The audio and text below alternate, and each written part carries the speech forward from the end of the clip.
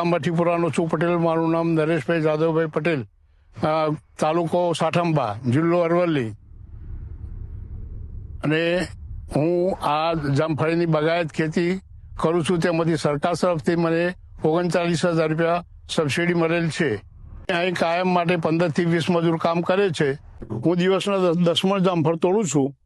તેમાંથી 2 મણ બહાર જાય છે, બાકીનો અહીં વેચાય છે. જામફળીનો ખર્ચ 2.5 લાખ રૂપિયા થયેલ છે.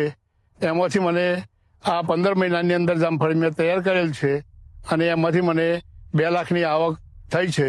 સરકારશ્રીનો આભાર માનું છું, જેથી કરીને મને આ સરકારની સહાય મળી છે અને હું બાગાયત ખેતી કરું છું.